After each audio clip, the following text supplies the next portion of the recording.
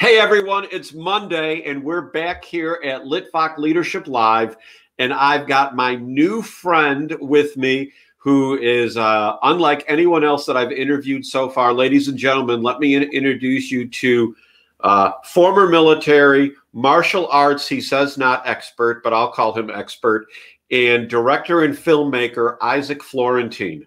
Hello, Isaac. Hi, Aisham. How are you today? I'm very good. Thank you. I'm very excited for our conversation. So, Isaac, in 1 minute or less, tell everyone a little bit about your background. My background, I was born in Tel Aviv, and my parents actually were Holocaust survivor from Greece. Okay. And, the interesting thing is that at home, we spoke 3 languages. We spoke Ladino, which is the Jews of Greece, originally from Salonika, Greece, Okay. are the descendant of the Jews that were deported from Spain in 1492. So they kept speaking all of those years a 15th century Spanish dialect that is called Ladino or Judo-Espanol. We spoke it at home. Sure. We also, their education was French, so we also spoke French. All right. Of course, we spoke Hebrew. So at home, the 3 languages were we were going in and out those 3 languages. The reason is at that time, my grandmother, she was also a Holocaust survivor. She didn't speak Hebrew. She spoke only French and Ladino, hardly spoke even Greek. Okay. So that was the language that we spoke at home. And I think this background, growing up in a small country with 2.5 million, makes you a little bit cosmopolitic and interested to get other influence from other cultures. And that was basically the background where I grew up. So you speak obviously English, Hebrew, Spanish, French, and Greek. No, I did not speak Greek. When my parents did not want my brother and I to understand, they spoke Greek. So we That's funny. Okay, so you were born in Israel or in Greece? No, I was born in Tel Aviv. In Tel Aviv. So what was it like? Because I've never been to Israel. I have many friends that have been to Israel, many family that have been to Israel. I have family that's lived in Israel. What was it like growing up in Israel? It was great. It's Israel is a very safe country. Tel Aviv is a great city. Very safe. I mean, we could play outside. That was the time, the 60s. No phone, no cell phone, no nothing. I mean, you play soccer outside. There is no danger from anything, and it was a great childhood. And I had a wonderful family. I had a wonderful parents. So were friends of mine. I mean, you spend the time either with friends or at their apartments, and then you come back to your place. I mean, people live really in an apartment building, and I'm looking at the apartment building. Each neighbor was from a different country. We had neighbors from Romania, Iraq, Hungary, France, Iran. Wow. So it's like, it was interesting time, interesting culture. So when you were growing up there, you know, because it seems, I remember when I was younger, you know, Golda Meir was prime minister, and she was just larger than life. Which of the prime ministers stand out to you as really being great leaders? I think that usually, the first David Ben Gurion. Okay. Usually Golda, probably Menachem Begin for sure. Let's stop at that period. I think that really Ben Gurion, that really was one of the persons that really created the state. Yeah. He was not a politician. He was a statesman. And you can say the same about Menachem Begin. You can say the same even about Benjamin Netanyahu. Maybe many people will say no, but he's a statesman. Whether you like it or you don't like it, he is a statesman. He is a statesman, absolutely. So you served in the Israeli military. How long did you serve? Because and everyone serves there. In case the viewers don't know, how long did you serve, and what did you do in the military? I served for 3 years, but my job was pretty boring because when I was a child, I ran for a glass door, and I had a severe injury in my right eye. I hardly seen that eye. So therefore, in the army, my job was really to make psychotechnical examinations to whoever wants to be a pilot, or it was pretty boring desk work. Okay. I was there for 3 years. I was in a unit in that unit we were about 7 guys, and the rest, 30 something, the others were all girls. So a little bit irregular service, military service. And if I compare it, my son was volunteered in Israel, served in a military that in a special unit that there is a TV series that based on it called Fauda. So he had a service that is a real military service, and I had a service of having a pen and a piece of paper. So nothing to be proud of. Okay. Now, did you take up martial arts when you were in the Israeli military, or was that afterwards? No, I started when I was around 12, and I heard about karate when I was about 8 or 9 years old, and then I saw it in a James Bond movie, You Only Live Twice. It was done in 1967, and I remember seeing it. I was fascinated because you have to understand, growing up in a small country that is pretty homogeneous. All Jews, even from different countries, it's pretty the same culture. Seeing other culture, it was fascinating for me. And I remember going and talking to my brother. My brother is 8 years older than me, and asked him, is there really something like this, like it was showed in the movie, like something called karate? And he said, yes. So it was very interesting revelation for me. I saw it as technology, and I was fascinated not only by the fact that it was efficient, by the fact that it's an art. Then a couple of years later, the Tokyo Circus arrived to Tel Aviv, and I went to see it only because they had karate demonstration, and I went 1, 2, 3 times just to see the karate demonstration, and I very much wanted to learn it. Around 1971, there was a club that was opened close to my house. I wanted to learn. My parents were dead set against it. They said, look, we're Holocaust survivors. It's like violent. It's like boxing. And I kind of was determined to do it. I didn't stop to ask. And I told him, look, I'm a good student. Please, that's all I want. Right. At a certain point, my father said, okay, in one condition, keep on playing guitar. I said, yeah. So I still play the guitar. Okay. But I started training in karate, and because it was so hard for me to get into it, and actually they didn't let me start with karate because karate was for the rough guys. I was a bit young. I started with judo, and then they let me go and do karate. And I did a pact with myself, because this is the age that you start something and you leave it, you start and you leave. I made a pact with myself, and I said, I will never, ever, ever leave it. And I stuck to it until now. That's really it.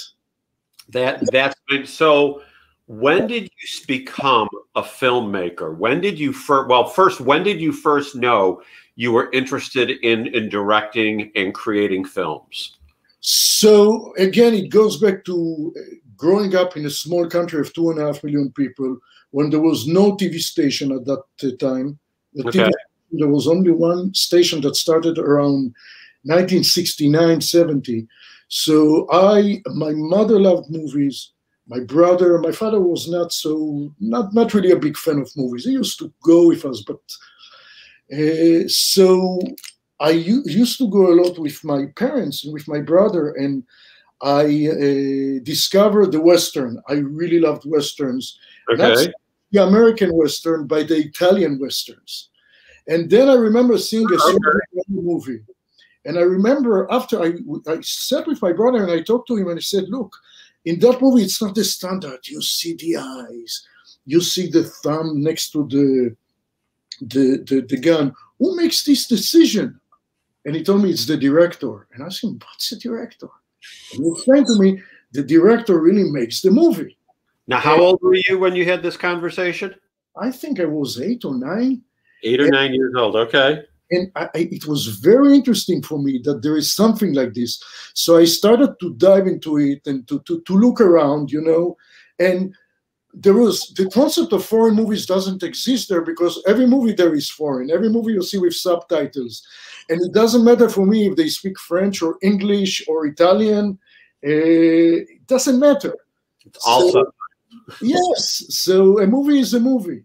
So I got very interested in movies from very young age, but it was mainly the spaghetti westerns. Okay. Interesting. Interesting. So when you look across your career, we're going to talk more about filmmaking in a minute, but when you look across your career and you look at your military service, you look at learning about martial arts, you look about being a filmmaker, you know, I'm sure this has given you a very unique perspective. How do you define leadership? I define leadership in a way that I define being a professional. A professional is, no matter what are the circumstances, you're going to do your job to the best of your ability. And in a simple word, I call it the coffee challenge. What is the coffee challenge? I'll ask you for coffee. So you'll bring me, and many times it happens to me. It says, I get coffee in a mug, and it's black coffee. And I say, okay, can I get sugar or sweetener? So they bring me the sugar or sweetener. Can I get milk or cream? And they bring me the milk or cream. Okay, can I get a stirrer? They bring me the stirrer. A leader or professional is the one that will give you the coffee with the sugar, with the cream, and with the stirrer. They plan ahead for everything. Exactly. And it's something, if you think about it, the military gives you responsibility, because any job that you do in the military, as you come as a young kid and suddenly you're responsible, your job is really responsible to change people's life. Either it's determined what they will do in the army, or that was the way for me, or in other aspects of military, coming especially from Israel that then was always under threat.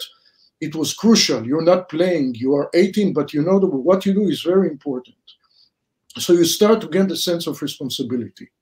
Now, martial arts, the beauty of martial arts, especially Japanese martial arts, is that it teaches you to set realistic goals and to achieve them.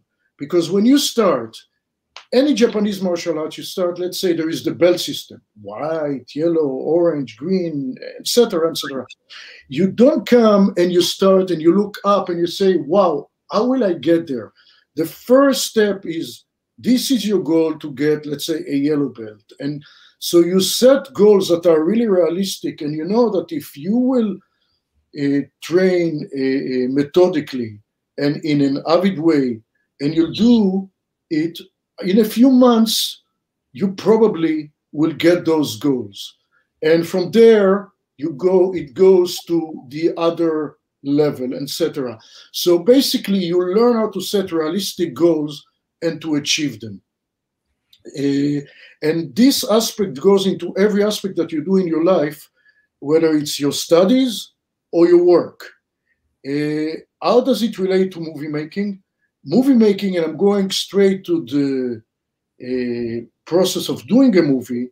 As a director, really, what I do, I direct the movie before I shoot the movie. And that's something that Hitchcock used to say. Explain what that means. How do you direct the movie before you shoot the movie? So basically, you get a script. A script is a blueprint. Okay, it's like a cookbook. These are the ingredients. But in the script, now you have locations. You have to find the right locations. you have to cast it with the right people. You have to bring art departments that will work as a team with you. You are like the conductor of the symphony here. Now, Okay. when I find the right location, me as a director say, okay, how this location will work for me so this scene will work. I go to a location, usually I go by myself, and or a set before it was built, and I'm saying, okay, this is the way I imagined the scene before it was even a kind of more or less the way it was written, more or less. You have the flexibility to change stuff. That's the director's prerogative. And then, you know, okay, this is how the first shot will start. That's my so-called master. If you plan it in the right way, everything will flow. If you don't plan it in the right way, you get stuck. Sure. So, and all of this work is done in pre-production before shooting the movie, because when I come already into the movie and I shoot it, all of my short lists are done. It's like I come, I can say we've done the partiture of the music, you know? It's like now all we have to do is to make it. We don't have to think now, what are we going to do next? Of course, there are setbacks. There is, you come with plan A and you have to be flexible to move to plan B. Right. But if your plan is more or less correct, you're going to go to point A to point B in a smooth way. And it's really pre-planning. So is it typical for a director to go out and look for the sites, or is that something that is unique to you? Usually director will go and will look for the site. Now, if they will come with a detailed shooting list or not, that this is depend on them. Because I'm lazy, I like to do my work before going to set. So when Sure. I'm in the set, the work is done. All I have to do is to do it. I don't have to think a lot. I've done my job, you understand me? Now I have to bring it into the screen. And basically I can concentrate on the performance. I can concentrate on other layers that are there, that because I came up with the main plan, I can liberate my mind to do other stuff. So do you ever end up at a location where it just doesn't work out the way you thought, and you have to then find a different location? Yes, and this is during pre-production. That's why you go into pre-production and you look for a certain location, and they take you to, let's say it's a house, or it's a quarry, or it's a train station, and you see this train station and you say, this doesn't work for me. And then you see the second or the third say, this works for me. And sometimes, I'll give you an example. I did a movie a few years ago with Antonio Banderas. Sure. And the crime scene was in LA River. Now, I shot it in Sofia, Bulgaria. No matter what you do, you cannot make Sofia, Bulgaria look like Los Angeles. However, No, if you're clever enough, you can make it look as some places in the East Coast. So instead of the crime scene happening in LA River, it happened in abandoned train station. okay. So where you have basically it's not working now. And this, so I changed the script. I took the essence. This is the essence, and I brought it from LA River to a train station. Now the train station that is not functioning. There was a character that was a homeless and was living in a tent, but I said no, it will not be living in a tent. Let's take one of those big containers, and he made this container into a place to live, and it's in the upper place, you know, it's like way up, so we can see the crime scene, you know. Ah. So I took one element and I replaced it in a different element. It was based in the location that I saw. So actually, I think it elevated the story, you know. So it's the director prerogative, because you take the script and you are responsible to come up with a movie that really will be coherent, and will sell. You know, that will be a good movie. So how do you lead?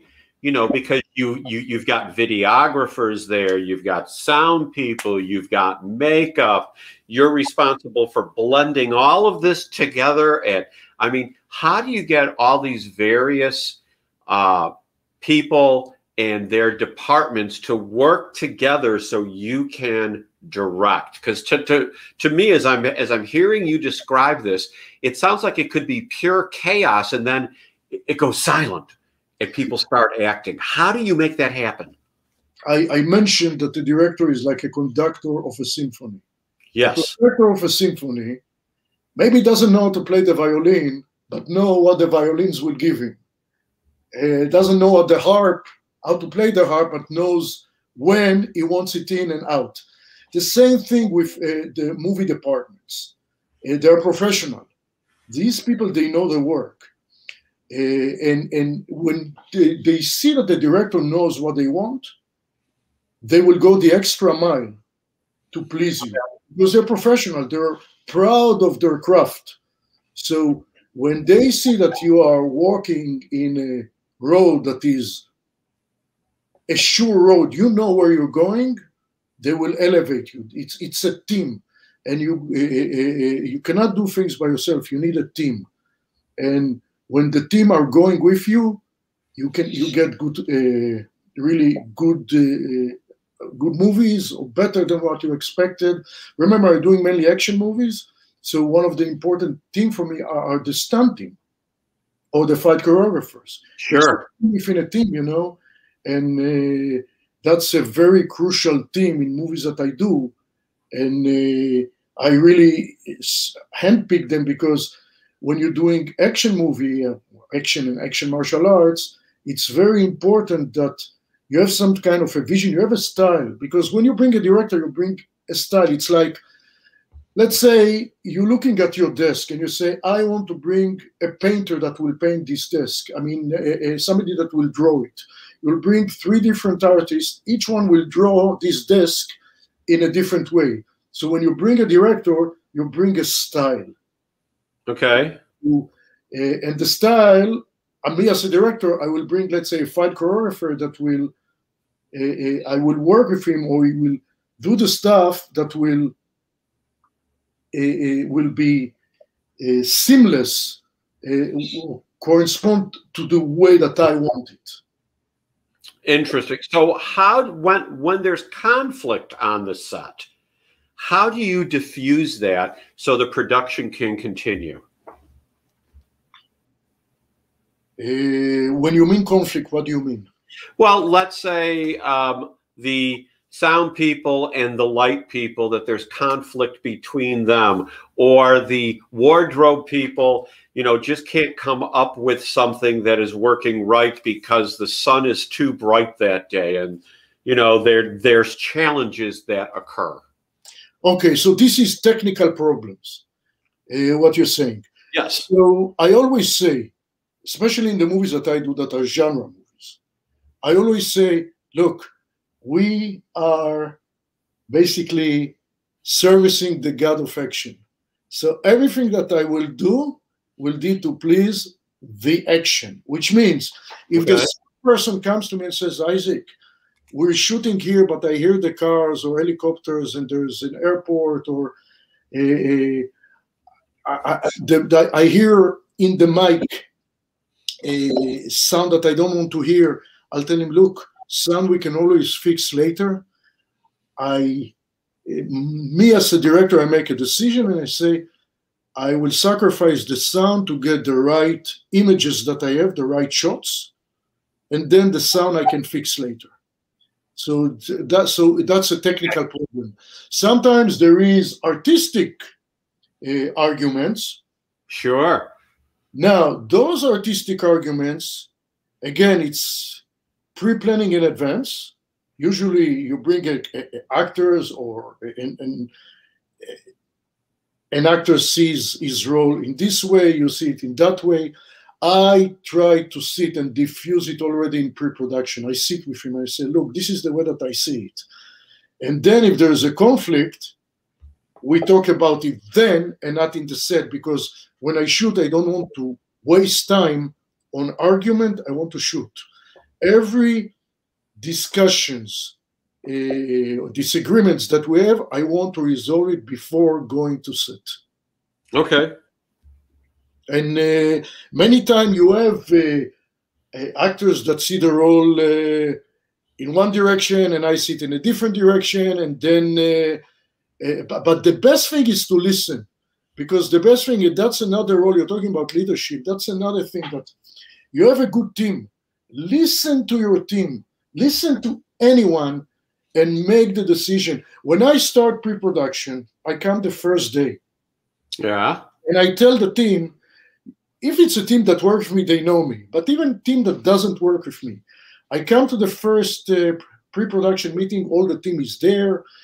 Can be in foreign countries, they look at you as, wow, he's an American director. And I kind of say, guys, I have to tell you something. I'm very stupid. Everybody is laughing. And they say, no, you're not. I say, yes, I am. I have a diploma from my kids that are telling me I'm very stupid and I cannot operate a computer. Or I can hardly operate it. So already the tension goes down. And why do I tell them? I says, I want you to argue with me. Your job is to argue with me. Your job is, A, to argue with me, is so I will not make mistakes. But I want you to argue with me in pre-production. Anything that you think that I'm doing wrong, come and tell me. In pre-production. In pre-production. And don't be nice to me. Tell me, dummy, you're doing a mistake. That's not the way to do it. And then I look into it, I will think about it, and I'll make a decision. I will make the decision, but I want you to argue with me. Don't be yes people. Please argue with me. Sure. And I found it to be the best way. It breaks the ice between the crew and me. So where do you go for inspiration? What do you read? What do you look at? What do you listen to? I think that your inspiration is the earliest movies that you saw. So here's the thing. For me as a kid, I grew up on the Italian Western, especially the movies of Sergio Leone, which did Fistful of Dollars, For a Few Dollars More, The Good, the Bad, and the Ugly, and Once Upon a Time in the West. For me, especially The Good, the Bad, and the Ugly, and Once Upon a Time in the West are the textbook. And he was influenced by Kurosawa and samurai movies. So I watched them, also these movies. Also, because I'm coming from a solid martial arts background, I remember seeing Bruce Lee movies. And especially what was called Fists of Fury, or they call it here in the States, the Chinese Connection. And it resonated with me, because I remember after seeing that movie, I walked home and I was walking on clouds. Because I saw a few martial arts movies before, movies with martial arts like Billy Jack, or The Mechanic with Charles Bronson. There was a martial arts scene, but it never resonated like Bruce Lee, because what he did to me, I suddenly understood that you can combine two genres. I was a kid then, but I was enough to understand that you can combine two genres. And basically, those early movies are your strongest influence. Now, sometimes I try not to see other movies so I will not be tainted, but it's really the best influence is from original movies that you see. I want to add another movie that for me is one of the classics for me, Singing in the Rain. Why Singing in the Rain? Yeah, for you, why Singing in the Rain? That makes no sense to me. Because a good fight scene is a fight scene that you see from head to toe. You see the geography, it's coherent, you're not detached from what's going on. If you see, let's say, Donald O'Connor doing Make Them Laugh, it's shot like I will shoot a fight scene. It's segmented, and every segment is really one shot. And then it cuts from one segment to another. So when people ask me, what's the best way of doing a fight scene?